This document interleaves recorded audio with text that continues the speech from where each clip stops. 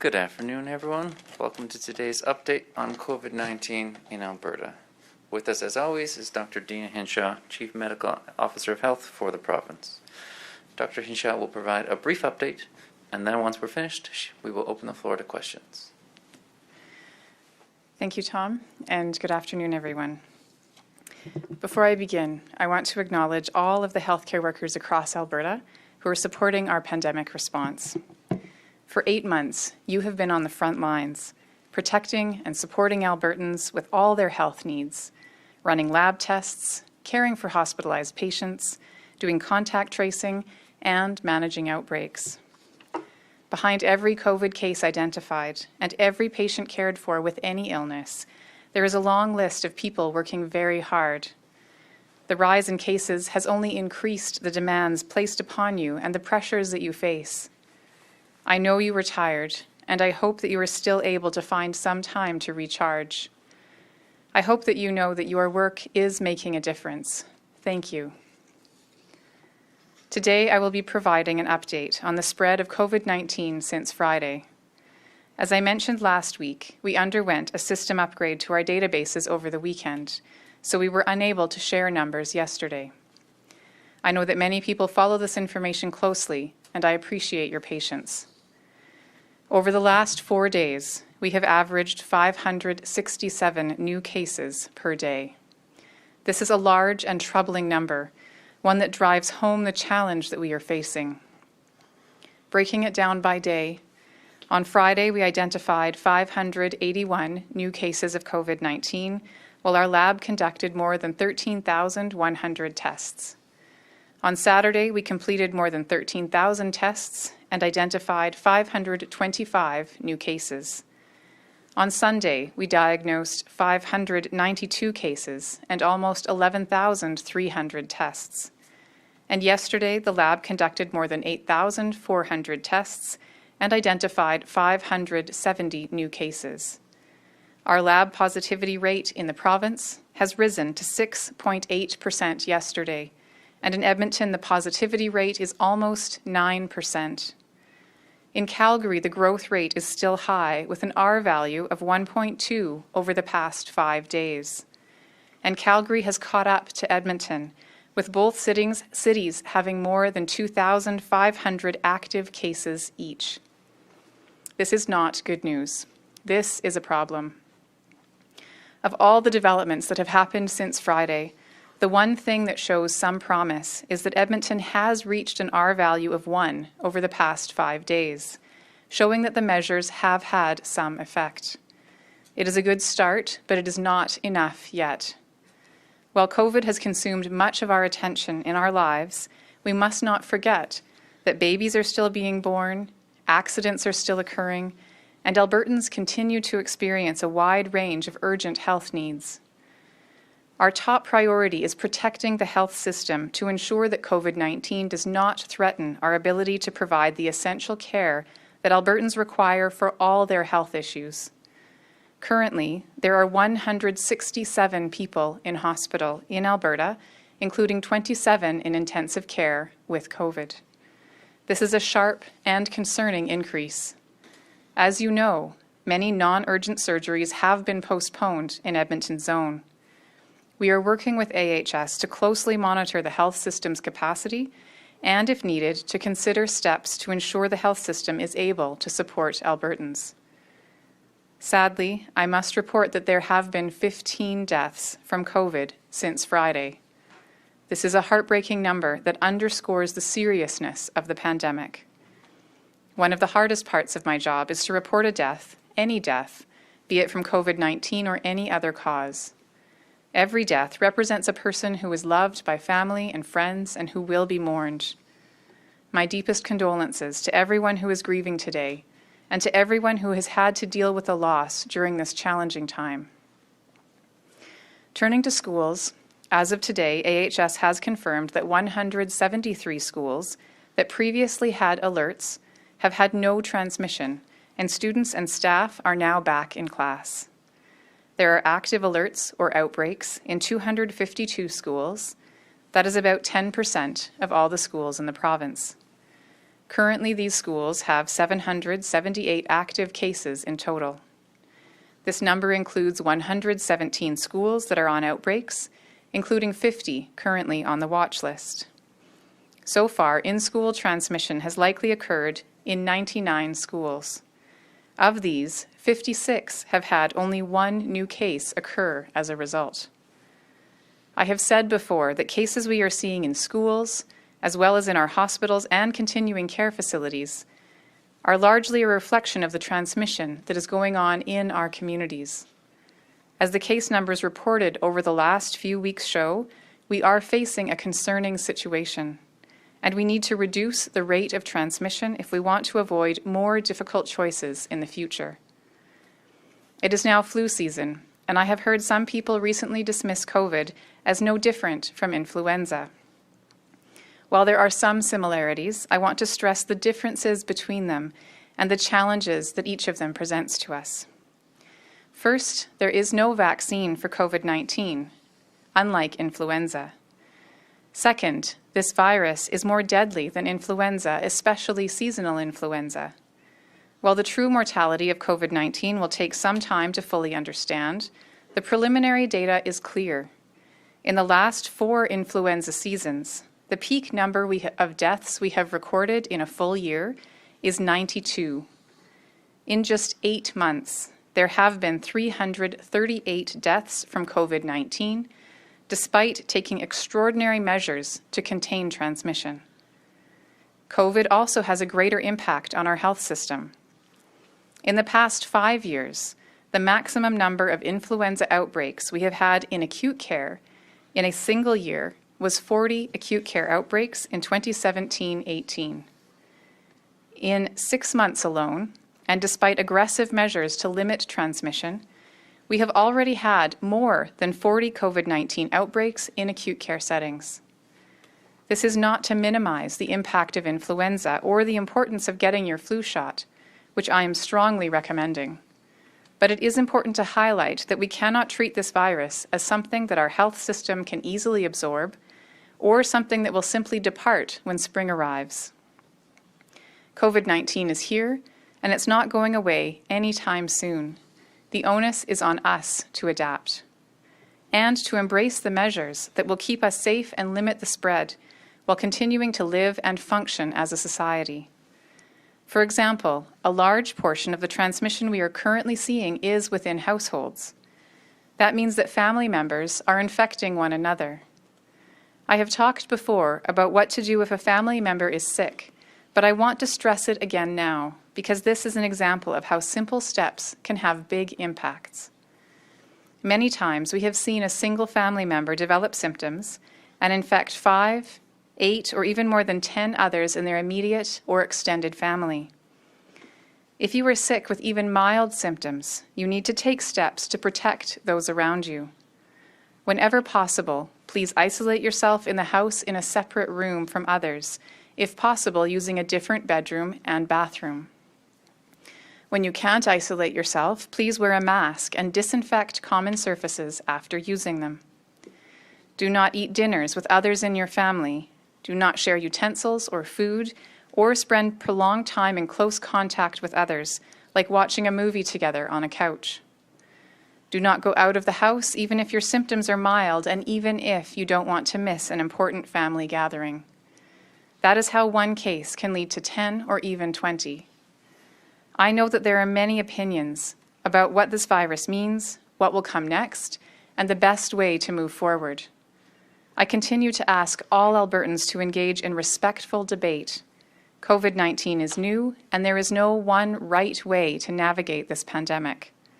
What we do know, however, is that when COVID-19 starts to escalate, it can do so quickly and dramatically. Within the next few days, we will start to see if the recent public health measures, including the limits on social gatherings in Edmonton and Calgary, are enough to reduce the rate of transmission. If they are not, we must consider other options. We will continue to follow the evidence and to look closely at what measures may have the most impact based on the data in our province. As we watch for the impact of our changes, it is critical that all Albertans continue to follow all public health measures, regardless of where they live. In particular, in areas where case numbers are increasing, I ask you to think carefully about your actions. Avoid being in close proximity to anyone outside your household. Wear a mask when in indoor public places or in your workplace if you can't keep 2 meters of distance at all times. Consider postponing social gatherings, especially those in a home setting. If you can't postpone, consider moving them outside and keep them as small as possible. Stay home and get tested if you're sick. If you test positive, work with contact tracers to let those who may have been exposed know to stay home. These are critical steps for all of us. I know with numbers rising, there are many questions about how transmission is happening and what we have found with our outbreak investigations. We are exploring ways to have AHS share non-identifying public versions of outbreak investigations, such as the investigation into the Misericordia Community Hospital outbreak and other facilities, and I hope to have more to share soon. We are at a critical juncture in this pandemic. I know this has been a tiring year, and one that's taken a mental and physical toll on many. But we cannot give up. We must not give up. I believe one of the problems underlying pandemic fatigue is a sense of powerlessness, and for some, a loss of hope. It can be easy to feel like COVID is happening to us, that it is beyond our control to make better or worse. But hope is not lost. We still have the power to collectively reverse the trend. We don't know where every exposure happens, but we do know where a lot of our cases are coming from. And that's from the times that we are interacting with our coworkers, our extended family, and our network of friends. If we all start taking extra precautions during these interactions, that will help reverse the trend and protect the health system. This month, I'm asking all of us to do everything we can to protect our family, our friends, and our community. The future is not set in stone. We are in this together, and we are powerful together. Thank you, and I'm happy to take questions. All right, we'll go to the phone now. Operator, could you put through the first caller, please? Our first question comes from James Keller of the Globe and Mail. Your line is open. Hi, Dr. Hinshaw. Could you maybe expand a bit more on the situation in hospitals right now as the numbers go up? How is it currently affecting operations in some of the province's bigger hospitals, and where do you see things going in terms of, if the cases go up and if ICU and hospital admissions go up, at what point do things really start breaking down?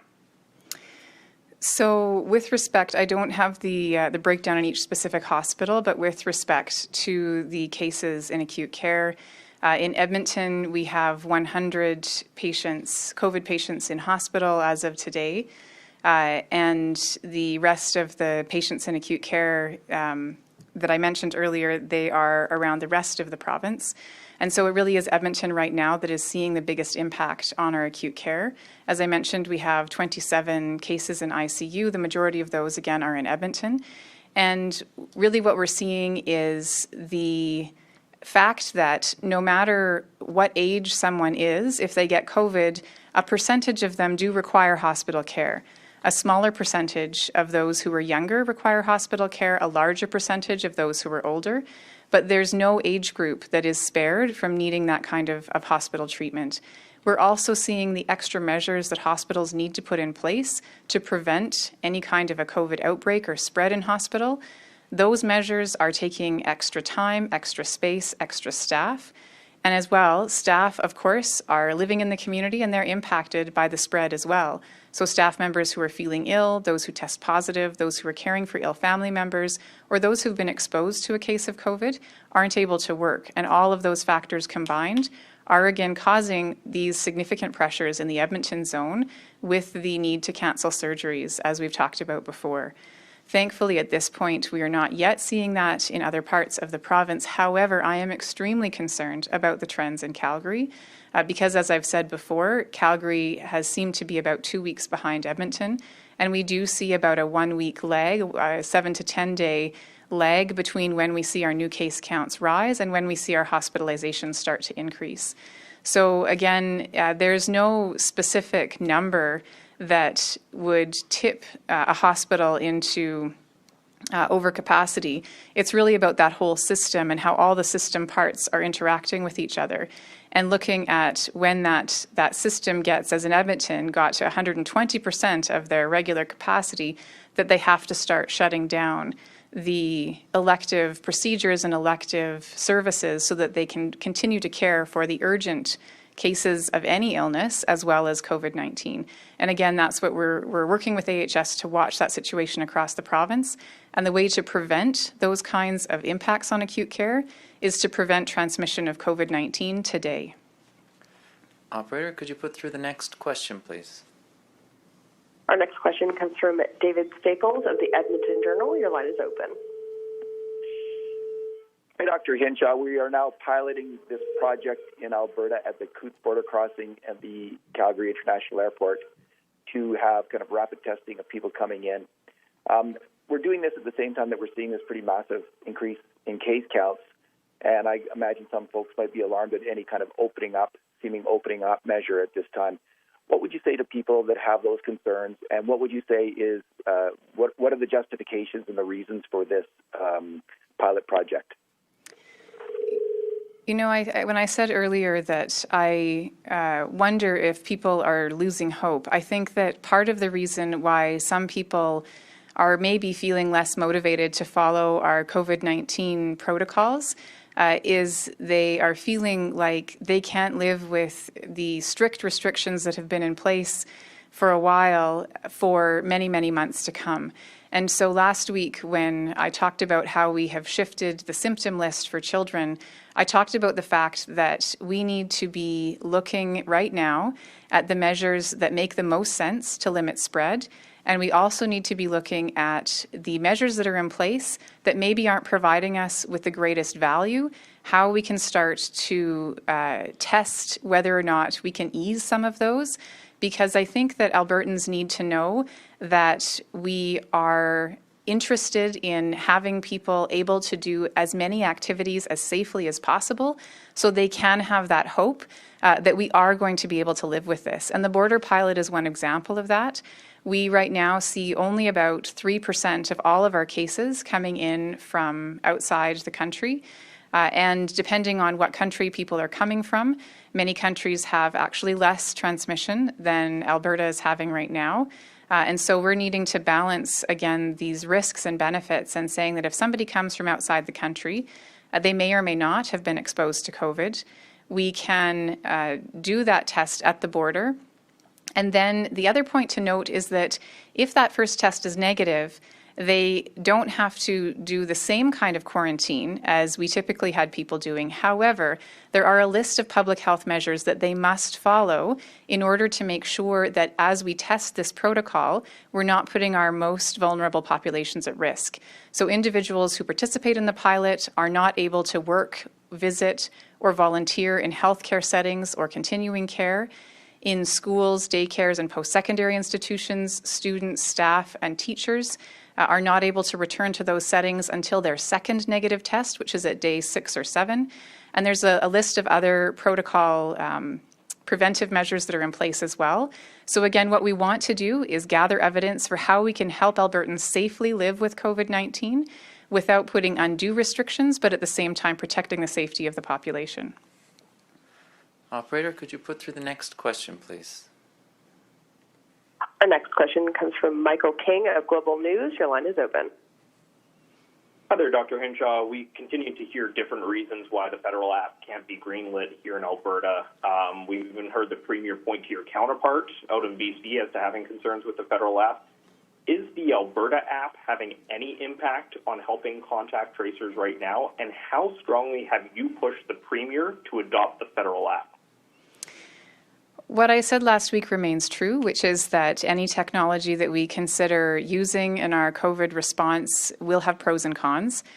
We know that the federal app is an exposure notification app that, unfortunately, because of the way that it's configured and the way that it works, can over-notify and actually give people an alert when perhaps they have never been in contact with someone who was infectious.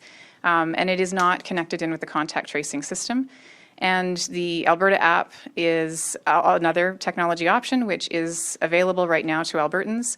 It is connected into our contact tracing system, and either of those apps, whether it's the federal app or the provincial app, the way that it will have the most impact is when we have as many people as possible who are choosing to use that app. It is voluntary. Again, both of those apps are voluntary. And so again, it's not a question of either or. Neither of them are perfect. However, we need to pick, when we're looking at our technology options, we need to pick the one that we think will offer the most value. And I also want to emphasize that an app by itself, whichever app is chosen, is not going to save us from COVID-19. The measures that we have talked about, the basic fundamental public health measures, continue to be the most important foundation of our response. And any app that's added on top of that will simply be, again, one additional layer, but will not replace all of those other basic things that we're asking Albertans to do every day. Operator, could you put through the next question, please? The next question comes from Julia Wong of Global News. Your line is open. Hi, Dr. Hinshaw. 44% of active cases right now come from an unknown source. If we don't know where nearly half of active cases are coming from, how can we say with confidence which sectors are or are not contributing to infections? And also, you talked about household transmission earlier. So household members of a person who has tested for COVID-19 don't currently need to isolate while that person waits for their test results. Considering how high case numbers have been in the province, would this not be a preventative measure to curb the spread of the virus, and do changes need to be made to those who need to self-isolate? It's really important when we're looking at, again, our self-isolation protocols that we're making sure that we restrict people's movements when it's necessary to do so. And of course, our increasing positivity rate is concerning. However, the thing that we have done to make sure that we are getting information to people as quickly as possible is that we are reducing our testing turnaround times. And so over the past week and a half, we have been able to make significant improvements in those testing turnaround times. And so somebody who has symptoms across the province, based on information that we've received lately from AHS, should be able to get a swab within 24 hours of them going online to book that appointment. And then many more people than previous will be getting the results of their test within 24 hours of when that swab was taken, and the majority will get it within 2 days. So whether or not, again, that question of whether people who are close contacts of someone who has symptoms need to be in isolation, again, we are reminding Albertans that when someone does have symptoms, they should be already in isolation from the rest of their family. We are doing that rapid testing approach so that we know if they have COVID as quickly as possible, so those extra measures can be put in place. With respect to the 40% where we don't know the source, that is absolutely concerning. And one of the things that is obviously driving some of the case numbers up. However, the important thing in terms of the actions that we take is that we're looking at what we do know. And what we know in the data we have is very consistent with what we know from many other jurisdictions about what the risks are. We know that risks of COVID spread are significant in social gatherings. We know that risks of COVID spread are significant in places where people are in close proximity with each other, whether you're engaging in activities like exercise, like singing, if they're cheering, laughing, talking loudly. Those are the things that have the biggest impact. So what we're saying in terms of the restrictions we put in place, we're targeting where our data tells us we have problems, but also where the evidence across jurisdictions tells us where the greatest risks of spread are. And again, I think that if Albertans are following the public health measures that are in place, if they're following those additional restrictions and being cautious, that we can get our numbers down. All right, we've got time for 3 more questions. Operator, could you put through the next one, please? The next question comes from Shannon Scott of CBC. Your line is open. Oh, hi, Dr. Hinshaw. I'm just wondering, the Premier often quotes you when he talks about how we can't enforce our way out of this pandemic. As our cases continue to rise, do you still think that's the case?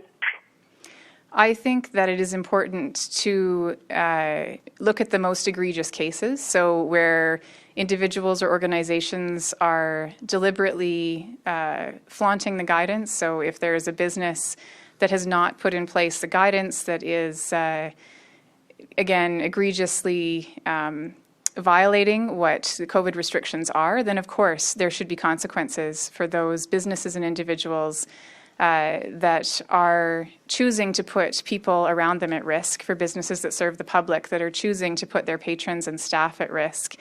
However, the important thing, again, is that we need to make sure that the measures that we have in place are measures that are targeted to where the highest risk is, and measures that are the least likely to have other health impacts on the other parts of Albertans' lives. And the point that I was making when I said we can't enforce our way out of this is not that we should never, again, put consequences in place for those who are deliberately violating the measures, but rather that we need to make sure that we are working with Albertans to keep our measures reasonable, to keep our measures balanced, to keep our measures targeted where they matter the most, because that's the contract that we have with Albertans, is to look at their overall health, the overall well-being of society, and to make sure that we're working in partnership with Albertans and not in opposition to them. Operator, could you put through the next question, please? Our next question comes from Janet French of CPC. Your line is open. Hi there. I'm hoping you can give me some perspective on how close we are to potential further restrictions on healthcare services in Edmonton Hospital specifically. Have we come anywhere close to this 5% hospitalization increase over the past 2 weeks? Are we anywhere close at any of the sites to half of dedicated ICU beds being filled in? So the metrics with respect to the 5% and the half of ICU beds, we certainly in Edmonton have seen an increase in ICU beds. I believe we're at 13 in Edmonton today. And as I mentioned, we have 100 individuals in hospital in Edmonton zone with COVID. What we've seen and what I mentioned last week on Monday is that the metrics that we set out are important, but they don't tell the whole story. And so we have to look not just at the 5% increase and that 50% of ICU, but we have to look again at the health system capacity. And so when we hit the 120% capacity about 10 days ago, almost 2 weeks ago, in Edmonton zone, that really indicates, again, that at the time, the voluntary measures we'd put in place before that needed to be strengthened, which is why we moved to the additional mandatory measure that was put in place last Monday. So the metrics at a provincial level of the 50% of our 70 ICU beds and that 5% increase over 2 weeks, we have not hit those at a provincial level, but what we know right now is that we can't just use those. We have to use, again, the real life situation, having exceeded that 120%, and looking at the combination of our and our new daily case counts to show us what the future will bring if we don't take action, which is, again, why we implemented the measures we did in Calgary. Operator, could you put through our final question, please? Our final question comes from Kevin Nimick of CTV. Your line is open. Hi, Dr. Hinshaw. Calgary's mayor expressed today that we're on track as a province to hit 1,000 cases per day as soon as the end of this week. Do you share that prediction? And are you and your team trying anything new to reach people that aren't listening to your health guidance? The predictions that are being looked at, I think, we're looking at the trends that we had in our new case numbers late last week. What we saw over the weekend were very concerning high numbers, and at the same time, they were concerning. They also were plateauing. This is not enough. People should not let their guard down. They should not back off from following the new restrictions because it's not enough to plateau. What we need is to bring those numbers down. And what we do today will predict our case numbers that we see in a week to 10 days from now. What we're seeing today, again, is due to the behaviors of people in the last week to 10 days. So I believe, based on the numbers over the weekend, that we are seeing the early part of the restrictions we put in place having some effect. As I said, This is not sufficient. We cannot stop. We have to continue to press those numbers down. We need to limit the number of interactions we're having, close contacts with people, the number of connections between networks. And that is the way that we will make sure that our future is not that prediction. And again, it really is in our hands as Albertans. And there was a second question that I did not write down. I do not believe I caught that either. I apologize, Kevin. Happy to follow up after and address that for you. Oh, do you? Excellent. Kevin, are you still there? Can you hear me? Yep. Okay, so my second question was just, are you and your team trying anything new to reach the people that aren't listening to your health guidance and haven't been listening over the last 8 months? Thank you. Sorry about that. So yes, we are working on different kinds of communications campaigns that we're looking at options for how we could reach Albertans in a different way. In addition, I have been working with our communications team and different ministries to reach out to different stakeholder groups to help carry the message, not just government carrying the message, but asking partners to carry that message to the places that they have influence. So I did send a letter last week to faith leaders across the province asking our faith leaders to help in their communities, both their faith communities and broader communities, as leaders in reminding people why we need to care about each other. I had a meeting with business leaders last week. This week I'm meeting with post-secondary student representatives and working to have as many connections with people who can help us carry that message. Because again, it's not going to be sufficient for government to be the only entity that's carrying the message of responsibility. We need to amplify that message, and we need to ensure that as much as possible, we all are a part of this collective effort to keep our health system safe and to protect our neighbours. So those are some of the things that we're doing right now. All right, Dr. Hinshaw will provide another update on Thursday afternoon. Have a good day, everyone.